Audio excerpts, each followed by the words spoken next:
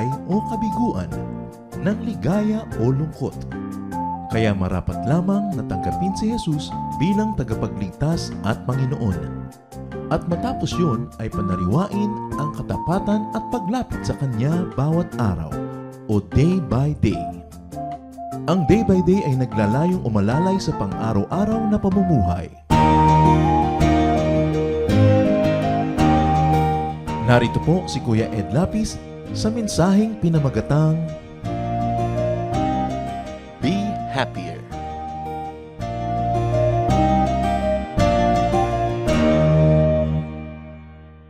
One of the most important ministries to oneself and to others is to be happy. Pag ang tao mas masaya, mas nakakapagpasaya siya ng kapwa at mas gumagaan ang buhay, mas na-appreciate ang kaluwalhatian ng Diyos. Isang ministry na pasayahin ang sarili. You cannot give what you do not have. That's why it is imperative that the people of God strive to be happy or happier. Ang pamagandang pag-aaral natin ngayon, be happier or less sad and troubled. Kailangan mas pasayahin ang buhay o bawasan ang mga lungkot at mga pinag-aalala sa ating pang-araw-araw na buhay. Salamat, Panginoon, dahil kayo, Diyos, sa pwedeng lapitan, sandalan, asahan. Patawarin niyo po kami sa aming mga kasalanan at ngayon, turuan niyo kami. Bigyan niyo kami ng mga practical na hakbang upang maging mas masaya kami sa buhay at nang sa ganon, mas lalo naming makita ang iyong kabutihan at ito ay maibahagi namin sa aming kapwa. We ask you, Father, to be our speaker. Speak to us from your throne of power and majesty. Lead us unto greater knowledge of you and to higher levels of happiness. In the name of Jesus, your Son, our Savior, our healer, our friend, we pray with thanksgiving. Amen. Sa 1 Kings 3:5 up to 12, makikita natin kung ano ang pinakamagandang ibinigay ng Panginoon na handog, bigay na regalo kay Solomon. One night, while Solomon was in Gibeon, the Lord God appeared to him in a dream and said, Solomon, ask for anything you want, and I will give it to you. Solomon answered, please make me wise, then I will know how to rule your people. God said, Solomon, I am pleased that you ask for this, so I'll make you wiser than anyone who has ever lived or ever will live. Pwedeng humingi si Solomon ng kahit anong bagay, pero ang hiningi niya ay iba yung karunungan para daw magkaroon siya ng kakayahan na pangunahan ang mga taong ipinagkatiwala sa kanya ng Diyos na pangunahan. At lubos na ikinagalak ng Diyos ito, kaya sabi niya, napakaganda ng hiningi mo, bibigyan kita ng hinihingi mong katalinuhan, walang magiging mas matalino sa iyo before or after you.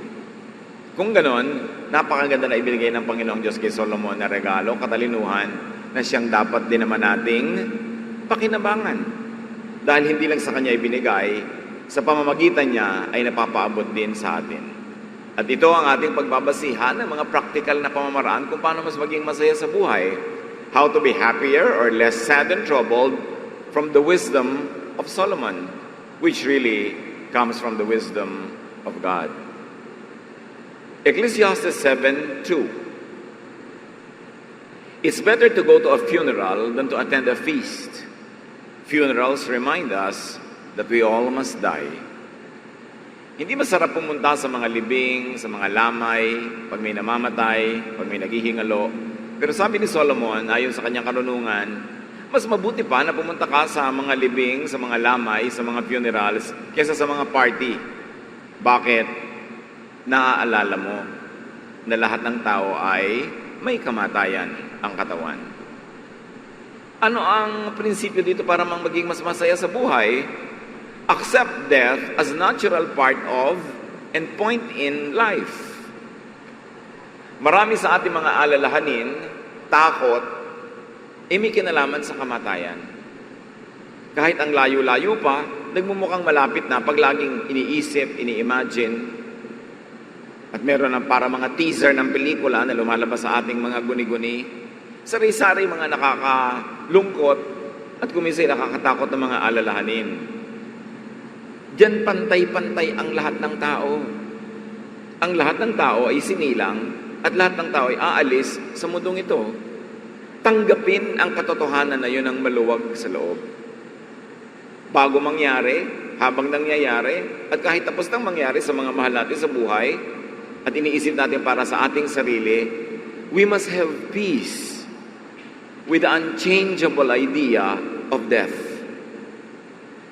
Ang mahalaga lang habang nabubuhay ka, to maximize your happiness and your good deeds, to minimize your pain, to do the most good, to maximize your happiness, and then meet your Maker. Do not be obsessed with death. Just accept the fact that it will happen and leave the details up to God. Maraming nag-aalala tungkol sa kamatayan kung papaano. Marami ayaw pang mamatay. Meron naman gusto na. Lahat yan wala sa ating kamay. Nasa Panginoon. Kaya mabuhay ka na lang ng mabuhay habang binubuhay ka pa. At pag tinawag na tayo ng Panginoon, ay sumunod tayo sa tawag na yon. Accept it with minimal fuss. Masasaya ang tao. Maraming kaligayahan ang tinatanggal sa atin pag naiisip natin yung kamatayan. Kaya dapat hindi laging iniisip. Basta handa tayo gumarap sa Panginoon. Hindi laging inaalala. There is another idea from Solomon how to be happier in life. Ecclesiastes 7:9. Only fools get angry quickly and hold a grudge. Mga hangal lang daw ang napakadaling magalit at mahilig magtanim ng sama ng loob. Pag lagi kang nagagalit, nawawala ang iyong kaligayahan. Pag nagtatanim ka ng sama ng loob, lagi kang malungkot, may kabigatan. So don't get angry easily. Don't hold a grudge. You want to be happier in life, you have to discipline yourself into not getting very easily irritated, and you should not be irritable. Sikapin natin, disiplinahin natin ating sarili na hindi madaling magalit. Pag nagagalit ka kasi, bukod sa yung emosyon mo nagiging negative, pwedeng magsalita ka pa, gumawa ka ng mali, may makaaway ka pa, gawang ka pa niya ng masama, dumoble ang dahilan para ka magkaroon ng problema. When you are angry, you poison yourself. Ang taong galit, naiiba ang body chemistry, naiiba ang tibok ng puso, naiiba ang pintig ng mga pulso, tumataas ang blood pressure, tumataas ang sugar levels, lalo't kung diabetic, sumisikip ang mga ugat na dinadaluyan ng dugo, nagiging napakasama para sa katawan ang galit. So, maging mahinahon at huwag magpagalit dahil ikaw ay makadiyos. At kung hindi ka naman talaga napakamakadiyos, maging mahinahon ka dahil matalino ka. Dahil alam mong masama sa iyo ang magalit. Lalo't may edad ka na, hindi na usong magalit. Dami ka na dapat pinapalampas. Total, marami na rin naman pinalampas ang Diyos at ang planeta sa mga pinagagawa mo rin hindi tama. Marunong ka na dapat magpasensya. At lalo naman dapat marunong magpalampas ng offenses ang bata. Bakit? Kabata-bata po, baka makapatay ka, baka makagawa ka ng mali, may magalit sa'yo, mataga-taga ka dyan, mabaril ka. Ang haba pa ng buhay mo, nadadalhin mo yung bunga ng maling galit. Kaya dapat talaga maging mahinahon. Kung di man dahil ikaw'y makadiyos, dahil lang ikaw'y matalino. At alam mong yun ang mas mabuting gawin. Ecclesiastes 7:10 leads us to another teaching. It isn't wise to ask, why is everything worse than it used to be? Hindi daw talaga matalino na laging nagreklamo tungkol sa kasalukuyan. Always thinking about the good old days, the good old days. Mabuti pa nung araw, mabuti pa nung araw. Sabi ni Solomon, hindi mabuting gawin yan na mag-iisip ka lagi na mas mabuti pa nung araw. Bakit? Hindi malulungkot ka lang tungkol today. You will feel miserable and you will be ungrateful to God. You will be ungrateful to people. You will have a very negative outlook pag lagi mong iniisip na mas mabuti pa nung araw. At ang totoo naman, kung pakaiisipin natin, hindi naman talaga mas mabuti nung araw. Ang dali-dali nga ng buhay ngayon. Kahit nga 100 pesos, makakabili ka na ng kwintas, makatatlo pa. Kasi ang dami ng mga kung ano nung bling-bling na mura. Nung araw, mayaman lang nakakapag-alahas. Kahit sino ngayon, may cellphone. Madali lang tumawag. Hindi na ngayon pag tinuturokan ka kasi laki ng sitaw yung karayom. Katulad nung araw. Ang sakit-sakit nung araw magpunta sa dentista dahil parang inilulubog tayo yung pako sa mga gilagid mo. Ang ninipis na ng mga karayom ngayon, may mga painkiller na. At painkiller before the painkiller is injected. There is so much comfort now. Mas marami nang may kotse. Nung araw, dapat ang yaman-yaman mo lang kahit may kotse ka. Guminhawa ang buhay at dapat appreciatein yon. Maraming ginhawa ang buhay. So don't degrade your present situation and your present reality. Bakit nagmumukhang laging maganda yung past? Kasi selective ang memory. Pinipili mo lang ang aalalahanin. Nung araw na nasa kanayunan ka sa mga gilid ng mundok tralala, naaalala mo na ang sarap-sarap maglakad ng walang sapin sa paa sa malilinis na batis. Ang ganda ng memory. Pero alalahanin mo rin na may sunong ka na pagkabigat-bigat na batya na punong-puno ng labada. Masyado kasi nating niro-romanticize yung nakaraan. Akala mo ang ginhaginhawa. Para ka magluto nun, magpapaapoy ka pa ng mga kalan, iihipan mo pa, bago ka magkaroon ng kape. Ang habang istorya. Ngayon, ilalagay mo na lang yung 3-in-1 sa isang tasa. Kung settled ka na sa 3-in-1 at hindi ka pa maarating pa brew. Ang dali ng buhay. So don't complain habitually. Don't complain easily. But instead, be thankful for the now. Kahit gaano kaganda ang nakaraan, tapos na yon, lumampas na yon sa iyong mga kamay. Sayang ang oras kung lagi kang nakalingon doon. At kahit gaano kaganda yung future na inaabangan mo, wala pa yon. Hindi mo nga alam kung darating. The only thing you have is the now. The present. Pagka minura-mura mo yung present, isinumpa-sumpa mo, kinurse-curse mo yung present, that's all you have. You're actually cursing your life. So be happier. Appreciate your present situation and don't make negative comparisons to the past or to the prospects of the future. Ecclesiastes 7:13, think of what God has done.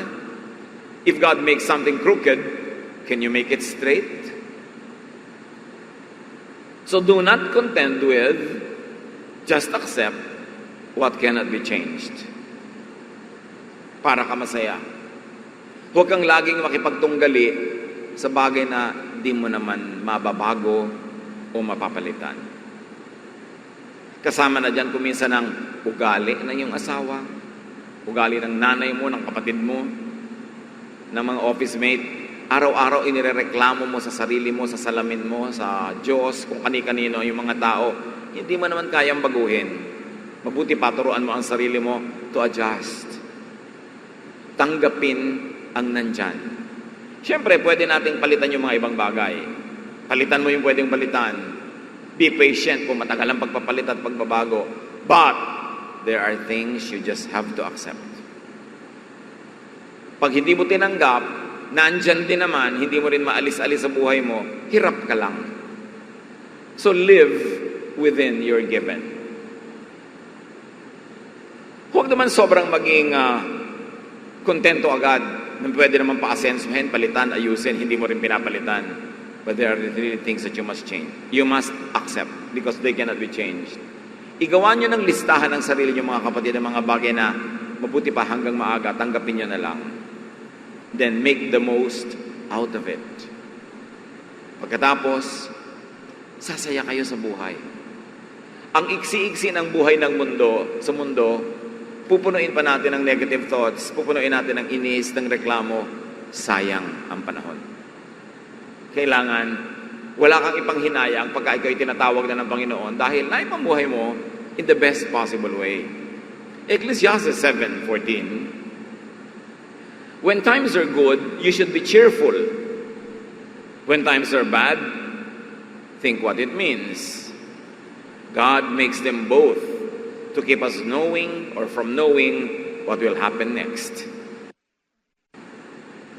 Malinaw ang sinasabi ni Solomon. Kung masaya ang okasyon, masaya ang panahon, uso ang saya, makisaya ka.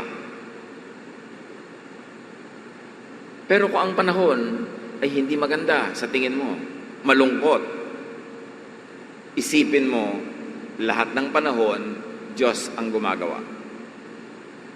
Lahat ng nangyayari sa balat ng lupa, sa silong ng langit, ay ginagawa ng Diyos o pinapayagan ng Diyos. Therefore, hindi yun talaga mali. Halimbawa, ang lungkot-lungkot mo dahil may namatay kang mahal sa buhay, hindi naman talaga mali na may mamatay. Siyempre, mamamatay ang lahat, alangan namang walang mamatay. So, hindi naman talaga mali.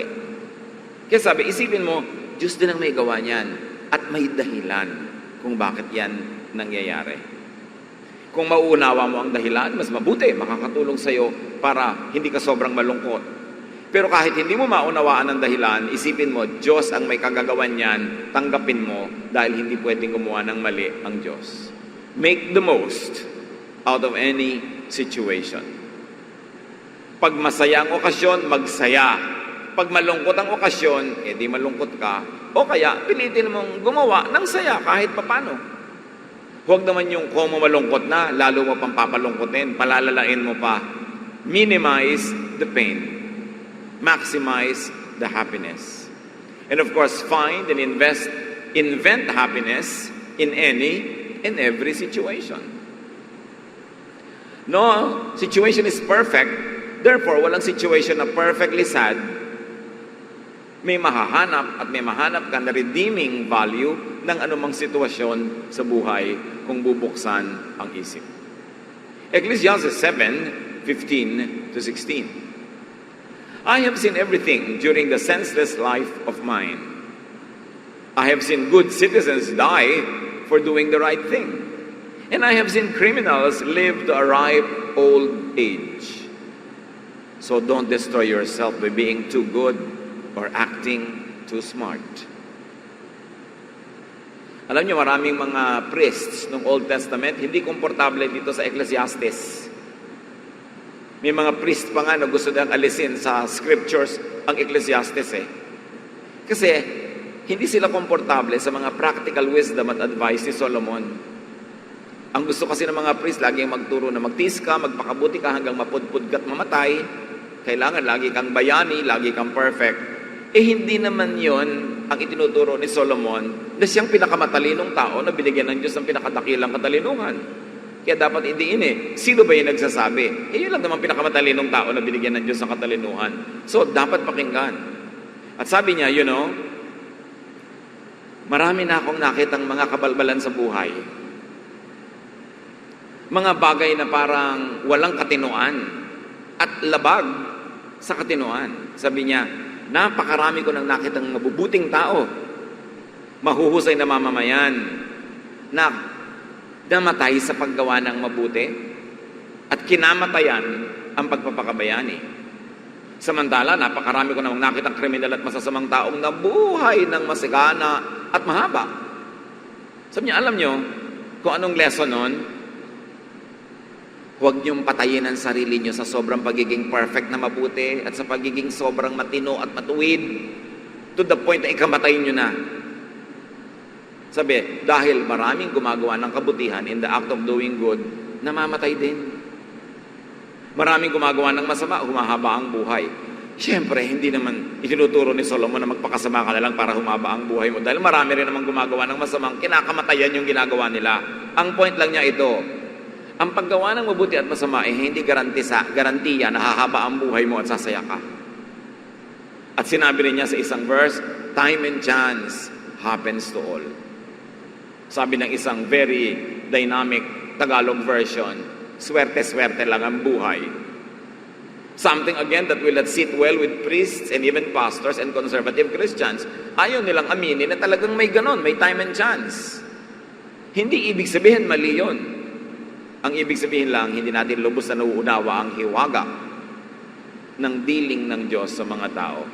But the lesson from Solomon is, don't sacrifice too much by being too good and too pasmart. Maraming sa pagiging very, very, very good, ang daming sinasakripisyo.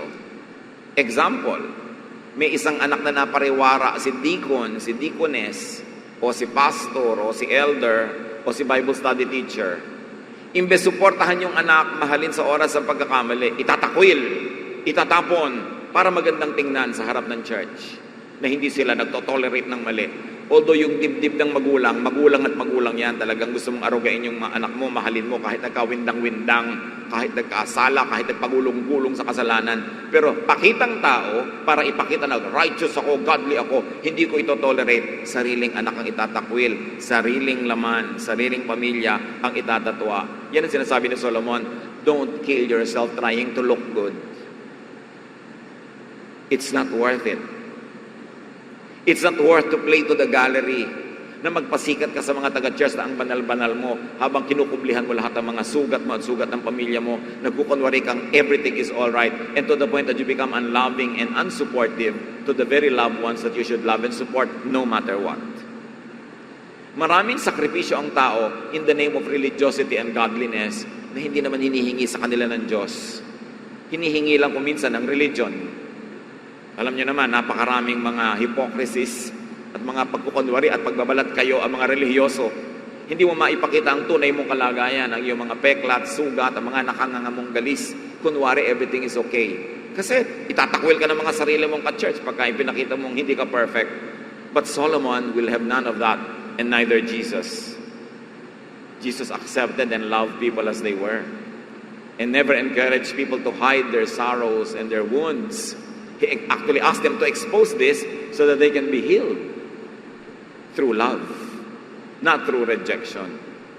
So sinasabi ni Solomon sa atin mga kapatid, don't be too idealistic or heroic.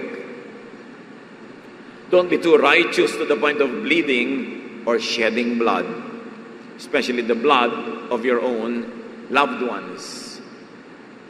Merong isang nagsabi, mabuti pa daw yung mga rebelde sa bundok pag napapalaban sila at nasugatan ng kanilang mga kasamahan, binubuhat nila, hinihila nila, basta they carry their wounded.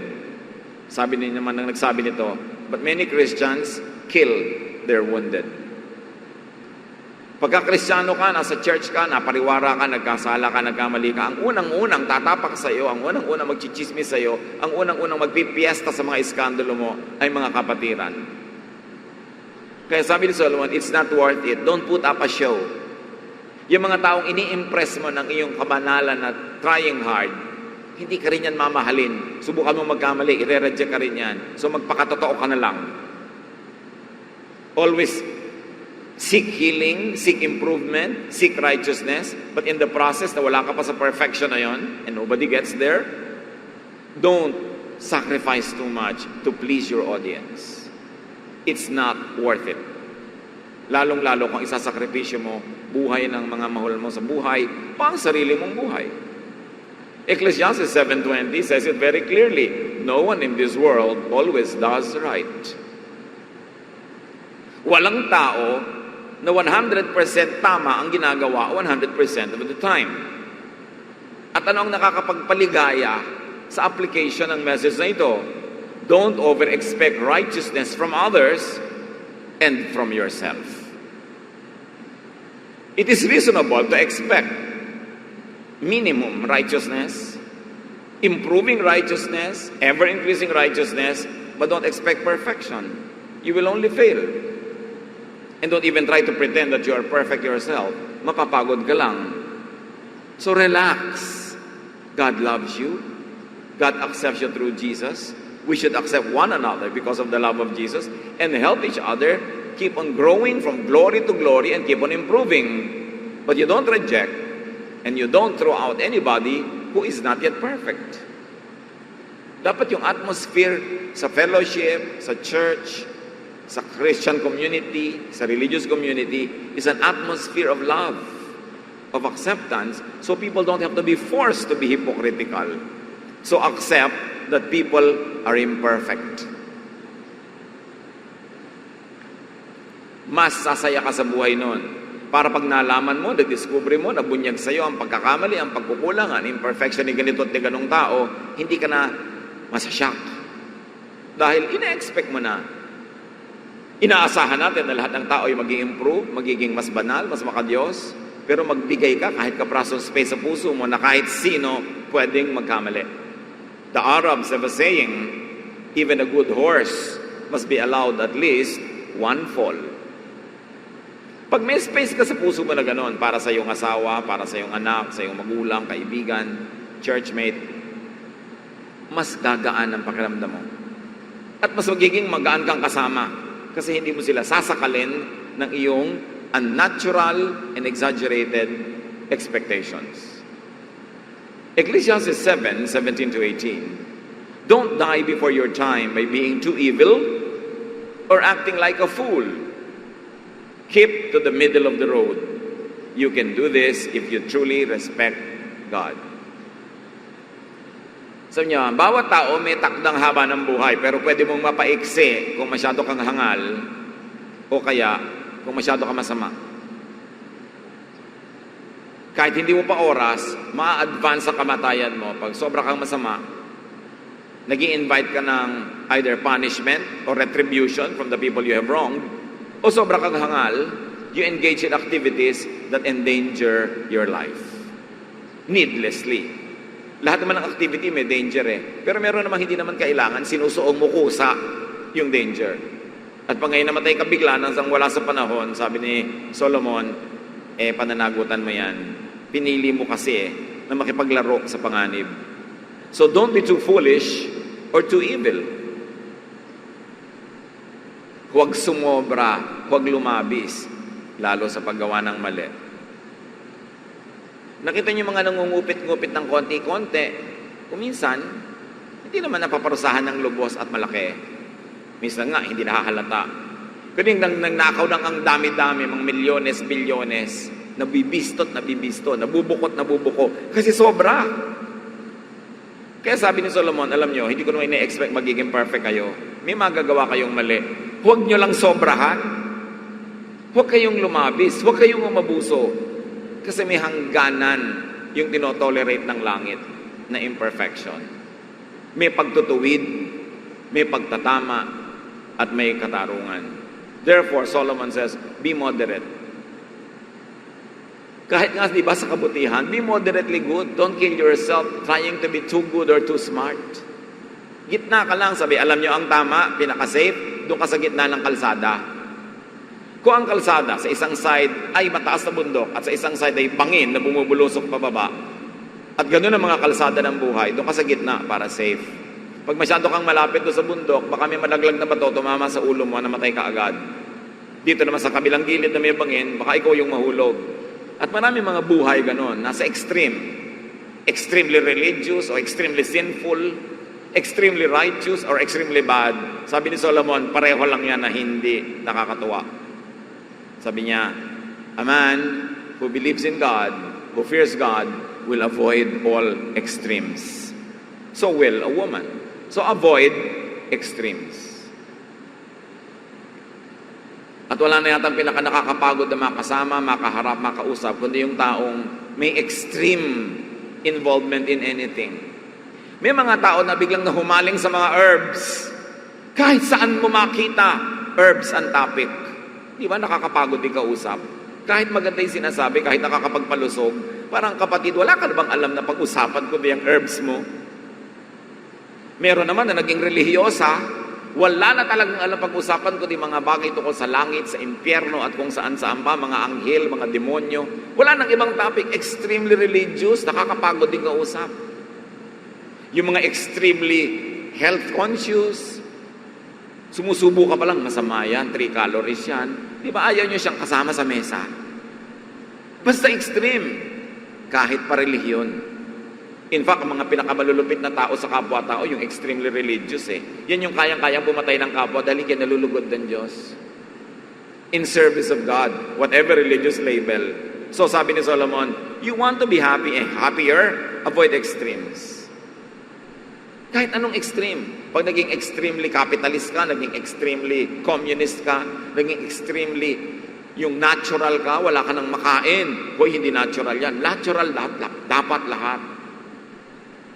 Ang makahumalingan, at napakahirap pag may kapatid ka o kasambahay na ganon, nakakapagod. Nagdudugo ang tenga mo sa dami ng mga litanya niya tungkol sa kanyang mga produkto.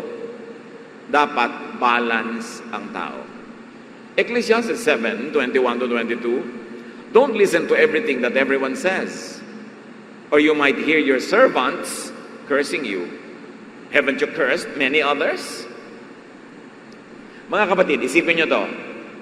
Ang pinakamadalas na sumusugat sa ating damdamin, sumasakit sa ating kalooban, salita ng mga tao laban sa atin. Hoy, sabi ni ano, ganito ka raw. Masasaktan ka. So, sasaktan mo rin siya. Sabihin mo, siya naman ganito. Kasi alam niyo yung nasasaktan, pag hindi nagpapakatao, nagiging parang hayop, nananakit din. So, walang tigil ang sakitan. Di ba kung minsan nag-aaway kayong mag-asawa, may biglang nasabi si asawa mo, kung hindi pa sakit, hindi ka nakakakain ng mantika. Oh, ang sakit naman. Ako nagpagtao sa'yo, naging tao ka lang nung naging asawa mo ako. Ganyan-ganyan. Yung mga sumbat, yung mga pamiminta sa ating mga itsura, di ba? Masakit. Kaya sabi ni Solomon, alam niyo, gusto niyo sumaya sa buhay, huwag niyo masyadong pansinin ang sinasabi ng mga tao, hayaan niyo sila. Kainin nila ang mga sinasabi nila. Sabi niya, pag lagi mong pinansin ang sinasabi ng mga tao sa'yo, pag pinakinggan mo ang usapan ng mga katulong mo tungkol sa'yo, sa palagi mo, pinupuri ka nila behind your back. Come on. Yung mga katulong nyo, ang bait-bait ng awa natin, ano? Ang ganda-ganda ng awa natin, ano? Yung tali-tali na ng awa natin. Sa palagay nyo, ganda ng usapan nila. Siguro may konti. Pero sabi ni Solomon, marami, hindi ganon. So, huwag niyong pakinggan. Huwag niyong alamin. Ang daming lumungkot dahil nakialam sa password, may password, nabasa nila yung mga correspondence, lumungkot, nalaman nila eh. Nakikibasa ng cellphone ng may cellphone. Tanong ng tanong, huy, anong sabi ni ganito tungkol sa akin? Lumulungkot lang naman. Sabi niya, huwag niyong pansinin kasi di ba kayo man, marami rin naman kayong minumura, marami rin kayong chinichismis na tao. Pero lahat ba talaga ng pamimintas nyo, pamumuna, pagchichismis, heartfelt ba talaga yun? O katilang ng mga makakating dila? Marami naman ang sinasabi ng tao, makatilang kasi dila, hindi naman talaga galing sa puso. So kahit yung mga sinasabi ng tao, laban sa inyo, hindi laging galing sa puso yon. Either makatilang ang dila nila, misguided lang sila, or wala lang silang masabi, o pinapasaya nila yung kausap nila na inaasahan. Sasamahan sila sa pamimintas tungkol sa inyo. Sabi ni Solomon, kung gusto niyo maging masaya, matuto kayo magpalampas kahit sa mga naririnig niyong sinasabi ng tao. Don't be easily bothered by what people say, especially about you. People don't always know or understand or mean what they say. And even if they meant what they said, ikaw ang mag-judge sa sarili mo kung tama yun o mali. At kung tama, huwag kang magalit kahit masakit. Tama pala eh. At kung hindi naman tama, sabi mo, well, mali siya, hindi ako magpapa-apekto sa kanyang mga kamalian. Yun ay para ka sumaya-saya. Kaya ang pinakamadalas magalit, sumama ang loob, yung mga mahilig sa chismis. Kasi nang laging maraming nasasagap na sinasabi ng iba, nalalaso ng kanilang isip, ang kanilang puso, ang kanilang damdamin. Kailangan ng tao, nakikinig ka sa matatalinong critics. Pag ang may sinabi tungkol sa iyo ay matalinong tao, positive man o negative, maganda man o hindi yung sinabi, papakinabangan mo yon kasi matalino siya eh. Pero pag hindi matalino yung nagsabi, huwag niyong pansinin. Why will you pay attention to the opinion of fools? Why will you allow the opinion of uninformed people affect you? Meanwhile, kung informed talaga, nalaman nyo, papakinabangan nyo yon. Napakahalaga kahit ng pintas ng taong matalino kaysa papuri ng isang taong wala namang alam. Huwag kayong matuwa na pinupuri kayo ng taong wala namang alam. Anong malay naman niya na mamuri? Ano naman ang malay niya kung anong kapuri-puri? Pero yung matalino, kahit pagalitan ka nun, pasalamat ka kasi may mapapala ka dun. Therefore, filter how words can affect your emotion para hindi laging sumasama ang loob. Ecclesiastes 7:23-24, I told myself that I would be smart and try to understand all of this, but it was too much for me. The truth is beyond us. It's far too deep. Ngayon, maraming tao, nung hindi sila mahilig mag-Bible study, hindi pa sila mahilig mag-church, tahimik lang yung buhay nila. Nung nahilig at nagkaroon ng church involvement, pinroblema na ang lahat ng issue sa buhay. Paano ba magpapabautismo, wisik, lubog, langoy, turok, ano nga ba? Ang babae ba magbebelo o hindi? Gaano ba kahaba ang buhok ng lalaki, ng babae? Maghihikaw ba ako sa tenga, sa pusod, sa ilong? Ang daming pinoproblema. Ano ba pinakamagandang version? May demonic version ba ang Bible? Meron bang pinakatamang version? Kailan ba ako dapat magganito, magganon? Ang daming naging issue. Alam niyo, sabi ni Solomon, sinikap ko rin alamin lahat yung mga yan, pero napagod lang ako. Sabi niya, too much study wearies the heart. So do not try to know and understand all life's ironies and complexities. Mga tanong na, bakit po pinayagan ng Diyos na isang barko lumubog, maraming baby doon? Kasi anak, may gravity. May buoyancy. Na-defy yung laws of gravity and buoyancy. Lumubog sila. Kaya bata siya, kaya matanda, kaya makasalanan siya, kaya mabuti, lumubog siya. Kasi alam mo, ang lungs ng tao, pag napuno ng tubig, malulunod, kahit sa banal. Mahirap bang maintindihan yung mga basic laws na yun? Pero you moralize everything, pati pagputok ng bulkan, pati mga earthquake. Bakit naman po sa tapat pa ng bahay namin yung fault line, nakatanggap na kami sa Panginoon? Ibig sabihin, dapat lumiko dahil tumanggap ka sa Panginoon, lumipat sa kapitbahay mo, ganun. Ang daming pinoproblema at minomoralize ng tao. Ang mga tanong na natatanggap ko sa Facebook, kung minsan gusto pumutok ng ulo ko dahil, bakit itinatanong yan? Si Adan po ba may pusod? Bakit? Kasi di ba, hindi naman siya ipinanganak. So, dapat wala siyang pusod. Ano siya? Palaka. Walang pusod si Adan. Paano po yan? Illegitimate si Jesus. Di ba, illegitimate din si Adan o si Eva? Ang dami-daming mga tanong ng mga tao na wala naman talagang sagot kahit bulat-latin mo yung buong Biblia, mapapagod ka lang. So, sinasabi ni Solomon, do not be too profound and deep. Do not analyze and theorize and classify all knowledge. Do not seek logic, rhyme, and reason for all things that happen.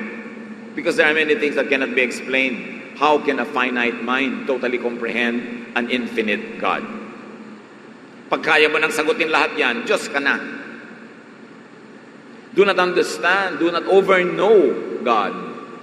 To the point that you map God's mind, then contend with God. Kaya iba nakikipagtalo sa Diyos, hindi sumasangayon. Dahil sa mga pangangatwiran ng pangtao, na napakababa ng level siyempre sa pangangatwiran ng Diyos. Si Job, nung nagre-reklamo tungkol sa mga nangyari sa buhay niya, ang banal-banal niya. Sabi ng Panginoong Diyos sa Job 38:1-2, from out of a storm, the Lord said to Job, why do you talk so much when you know so little?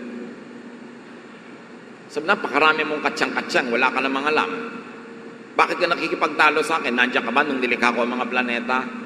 Nandiyan ka ba nung nilikha ko ang dagat? Nasisid mo na ba yung kalalim-laliman ng dagat na yan? Naakyat mo na ba yung mga bituin? Sabi ganun. Hindi mo nga alam yan eh. Tapos nagdudunong-dunungan ka, nakikipagtalo ka sa akin. Napagalitan talaga si Job. Psalm 139 verses 1-6. Lord, you know all about me. From heaven you discover my thoughts. I can't understand all of this. Such wonderful knowledge is far above me. Mga kapatid, meron tayong kayang abutin at malaman tungkol sa Diyos, tungkol sa kanyang mga pamamaraan.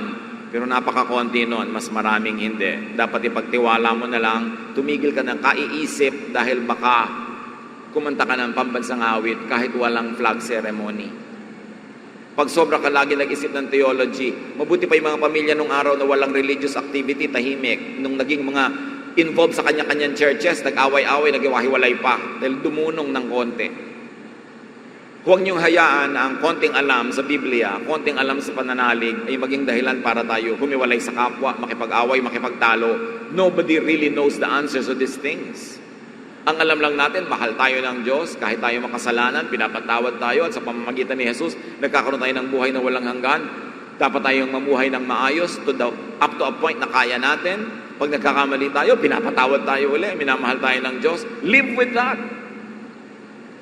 Huwag niyo nang problemahin kung anong uri ng bautismo. Ngayon, para makataya kayo, magpabautismo kayo 3 beses, iba-iba. Meron pa, inilubog mo na in the name of the Father and the Son and the Holy Spirit. Ayaw pa, ang gusto isa-isa. In the name of the Father, angat. In the name of the Son, angat. In the name of the Holy Spirit, angat. Ko idagdag ko pa, in the name of Paul, in the name of Peter, in the name of all the saints, in the name of all the angels. Di na lunod ka na.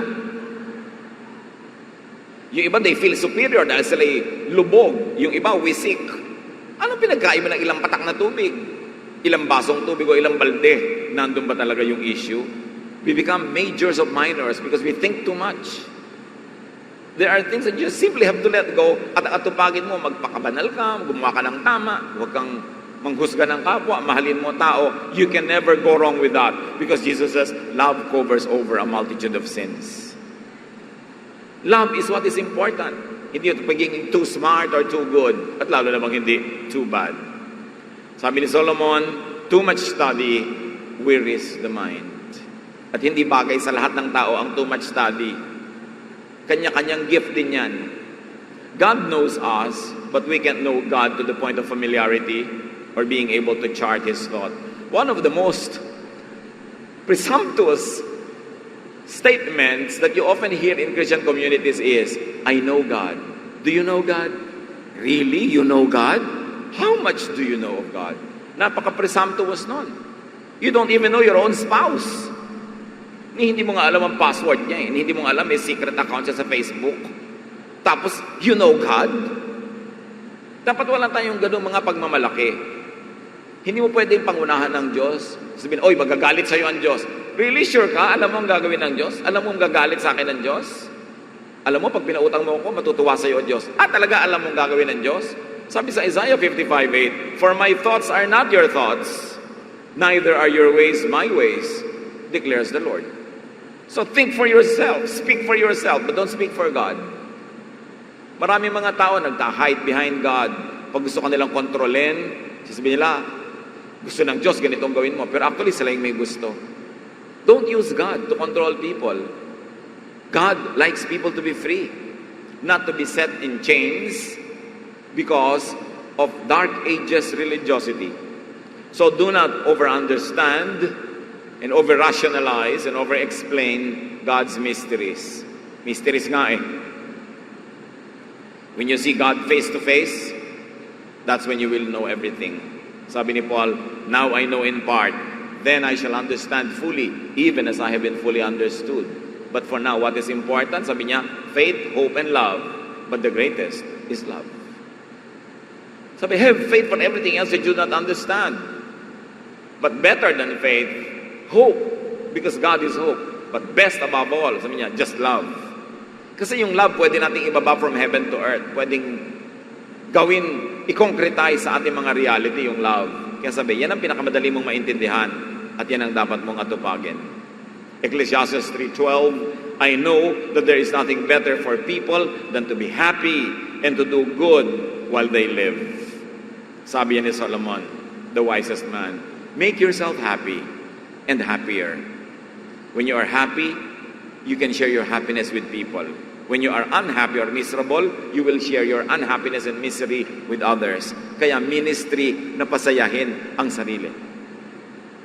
Paglalabas kayo sa inyong higaan, sa inyong kwarto, pupunta kayo sa labas, sa kusina ng bahay nyo, pupunta kayo sa office, makikisalamuha kayo sa mga tao, make yourself happy. Put yourself at peace so that you can minister to the people that you will meet. Be happier. Be less sad. Be less troubled. That's God's will for you. So maximize happiness in the short earthly life given to you. And when our time here on earth is up, there is nothing to regret about because you have done what you could. You gave your part and you got your share. Remember, it's a ministry to yourself and to others to be happier. Dear God, continue to remind us about these very important points from Solomon. Para kami, Panginoon, hindi madaya ng mga pangyayari araw-araw, ng mga occurrences, events. Teach us to be steadfast and to be committed to the ministry of being happy ourselves and to make others happy too. Pagbulay-bulayan natin ng mga kapatid dito, paano natin patataasin yung art of happiness so that we can minister with the same happiness to many more people. Dear Lord, as your people remain silent for a while, give us in the context of our everyday lives very practical steps how we can be happier based on the teachings of Solomon.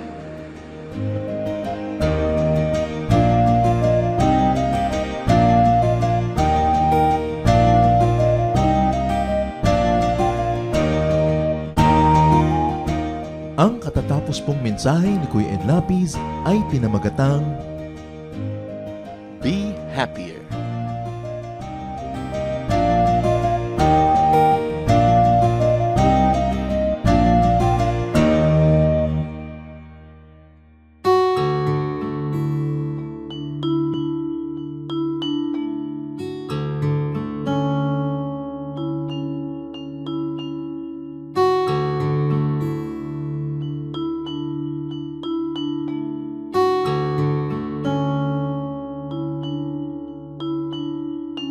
Pagmamahal mo sa akin, o kahirap malirik. Dating sarado ang isip kay kitig. Mulian kang nakilala, ang pananaw na wasto. Sa kapwa-tao, nais mo.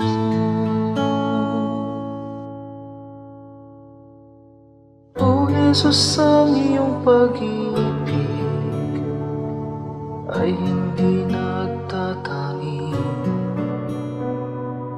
Puso ko ay nagpupuri, tingin pagluwalhati.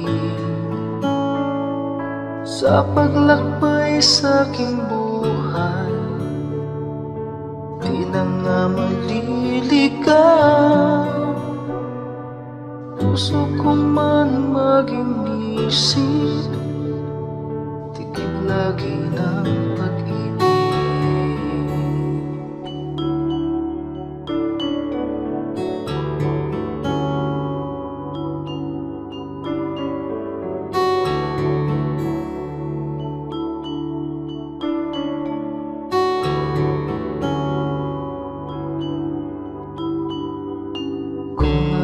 Magsalita man, wika ng bawat tao.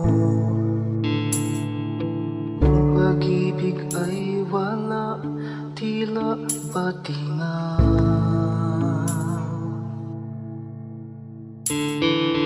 Ang dalisay na pag-ibig ay mapagpahinuhod at hindi na nagkukulang kailanman.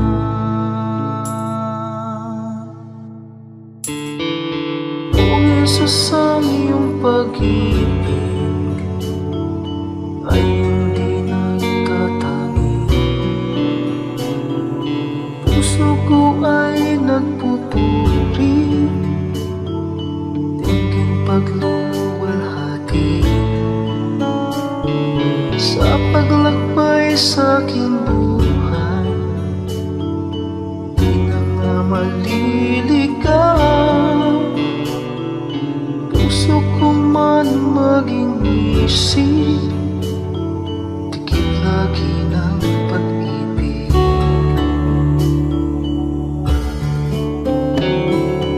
O Jesus, ang iyong pag-ibig ay hindi nagtatangi. Puso ko ay nagpupuri, tingin pagluwalhati.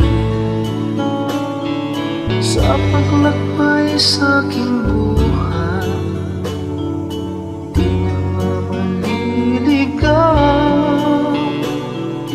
Puso ko man maging isip, tikip lagi ng pag-ibig.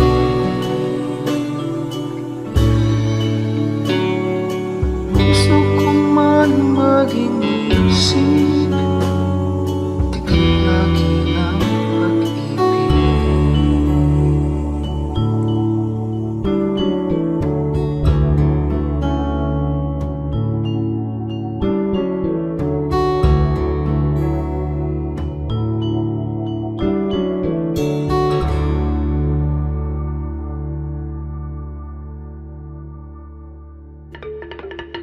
Dumako po tayo sa mga hiyas ng bayan, mga kayamanan po ng ating lahi, ng ating lipi na maaari nating pagyamanin, kilalanin at itampok. At ito po ay atin ding ipamana sa mga darating pang henerasyon. Ang atin po ngayong itatampok na hiyas ng bayan ay ating mga kasabihan. Marami po tayong magagandang mga kasabihan. At bakit po kayamanan ng bayan ang mga kasabihan? Sapagkat ito po ay mga karunungan na naipon, sinala, niliglig, binuo ng panahon. Sa tagal ng ating mga karanasan bilang isang bayan, bilang mga mamamayan, bilang tao, ang ating po mga ninuno ay nakabuo ng mga salawikain na nakabase sa mga mahahaba, matatagal at malalalim na mga karanasan. Kaya dapat lamang namang pahalagahan ang mga kasabihang ito sapagkat hindi naman tayo basta-basta makakaimbento ng kasabihan sa loob ng isang araw o isang linggong karanasan. Kailangan po ang mahabang pag-oobserba sa buhay, pagdidili-dili, at pagkatapos po ay pagbubukas ng isip. Ang atin pong kasabihan na itatampok sa araw na ito ay galing sa Katagalugan. Ang kahoy na likot baluktot, hutukin hanggang malambot. Kung lumaki at tumayog, mahirap na ang paghutok. Talaga nga naman po, tamang-tama. At ito po ay galing sa UP Cultural Dictionary for Filipinos ni Thelma B. Quintanar at mga kasama. Uulitin ko po ang kasabihang ito. Ang kahoy na likot baluktot, hutukin hanggang malambot. Kung lumaki at tumayog, mahirap na ang paghutok. At siyempre, ito po ay hindi naman talaga tungkol sa mga kahoy ang pinag-uusapan. Bagamat napakaganda po nung nakikita natin dito na imagery, yung kahoy nga naman na puno habang maliit pa lang at malambot pa ang mga sanga at malambot pa ang katawan at medyo likuyan o baluktot o kung saan-saan pumupunta kayang-kaya pa nating hutukin, lagyan ng suhay at iurong dito o kaya ay patigasin sa ganong patungong direksyon. Subalit kung yan ay malaking-malaki na at punong-puno na, hindi na natin yan pwedeng maiba dahil matigas na at mataas na, baka hindi pa natin maabot. At ito po naman siyempre yung metaphor na ito ay may kinalaman sa pagpapalaki ng mga bata, sa paghubog ng kaisipan, sa paghubog ng mga paniniwala at mga pagpapahalaga. Napakahalaga ang pagtuturo sa bata ng mga konsepto ng tama at mali, ng maganda at ng mga hindi maganda, habang ang tao ay bata pa, habang ang kanyang isip ay mura pa, at habang siya ay masunurin pa, habang siya ay dependent pa at umaasa pa sa kanyang mga magulang o sa mga matatanda, habang siya ay teachable and impressionable, ay kailangan na dumating tayo sa talagang masusi at seryosong pagtuturo. Napakahalaga na turuan ng mga bata sa tamang panahon. Huwag po nating ipaurong-urong ang pagtuturo sa mga bata. Pag kami mga itinatanong, huwag natin sabihin, bata ka pa, hindi mo pa malalaman yan, saka na, pagtanda mo na. O kaya ano ba, kabata-bata mo, ang dami mong tanong, malalaman mo rin yan pagtanda mo. Kailangan po maingat tayo sa pagsagot sa mga tanong, ibigay po natin ang mga sagot na tumpak at tama, at itrato natin ang mga bata na parang matanda kung ating kausap, igalang din natin sila, at bigyan natin ng mga tamang paliwanag. Tandaan po natin ang pagbabantay, ang pagtuturo, ang paghuhutok sa mga mumunting mga bata. Yan po ay magkakaroon ng panghabang buhay na epekto sa kanilang buhay. Kaya isa pong mahalaga na paalala rin sa ating mga magulang, bigyan natin ng oras ang ating mga anak, bigyan natin ng panahon na mahutok yan sa tama, sapagkat kapag malaki na, mahirap na po yan na ibahin pa.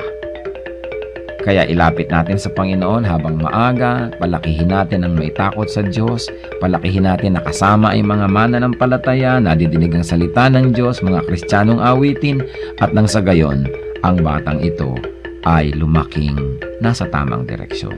Sabi rin po yan sa Bible, train up a child in the way he should go, and when he is old, he will not depart from it. Meron po tayong equivalent niyan sa ating pong kultura, sa ating mga kasabihan. At yan po ang hiyas ng ating bayan ngayon, kasabihang, ang kahoy na likot baluktot, hutukin hanggang malambot. Kung lumaki at tumayog, mahirap na ang paghutok.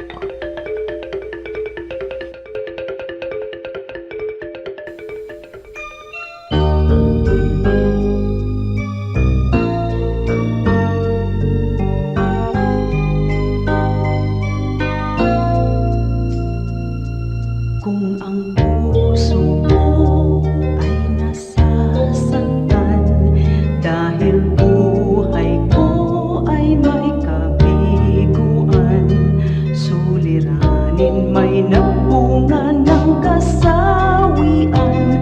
O Jesus, ikaw ay laging nandyan. Kung nagkamalit, nagkasala man, ang patawad mo'y laging nakalaan. Kung ang kapwa ko sa akin nagkasala man, ang patawad ko kaya'y ilalaan. Ang kabaitan mo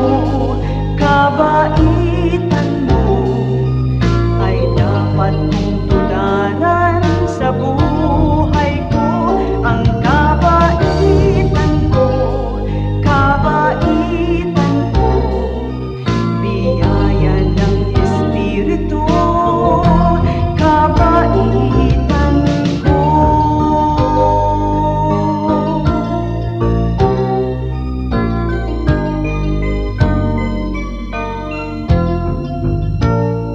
Kung nagkamalit, nagkasala man, ang patawad mo'y laging nakalaan. Kung ang kapwa ko sa akin nagkasala man, ang patawad ko kaya'y ilalaan. Ang kabaitan mo ay dapat mong tularan sa buhay ko. Ang kabaitan ko, biyaya ng Espiritu, kabaitan ko.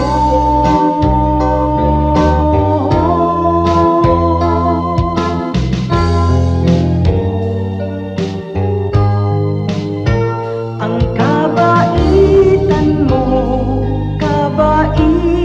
mo ay dapat kong tularan sa buhay ko. Ang kabaitan ko, biyaya ng Espiritu, kabaitan ko.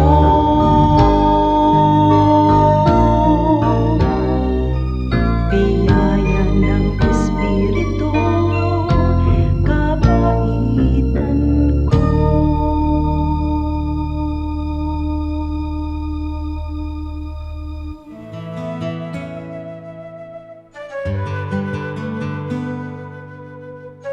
Bakit laging nakabukas ang mga pintuan ng mga Pilipino? Tayo kasi, ang buhay nating Pilipino, lalo yung katutubong Pilipino, hindi natin masyadong iniisip yung privacy. Ang gusto natin is to share. Kaya ang lalaki ng mga bintana, kita ka ng kapitbahay. Sa ilalim nga ng bintana, may ventanillas pa. Konti lang mga dingding sa bahay ng Pilipino. Ayaw natin ng division. Ang gusto natin maaliwalas. Because the spirit of the Filipino is free. He wants to roam. He wants to go around. Kaya ganon din yung mata mo, dapat malayo ang nararating. At sa atin, yung mga kwarto sa mga traditional Philippine homes, ginagamit lang yan pag nagbibihis ka. Nagpapalit ka ng damit, pero hindi talaga doon natutulog ang mga tao. Sama-sama yan doon sa sala. Kahit sila Jose Rizal, ang laki-laki ng bahay nila, isang malaking banig at isang malaking kulambo, sama-sama sila sa sala. Doon sila natutulog. Kasi nga, we thrive in each other's company.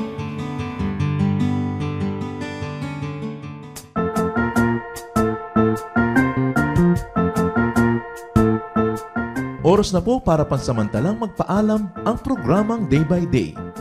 Tayo po'y magsama-sama tuwing ika-6 hanggang ika-7 ng umaga, araw-araw. Magandang umaga po at mabuhay ang Panginoong Hesus!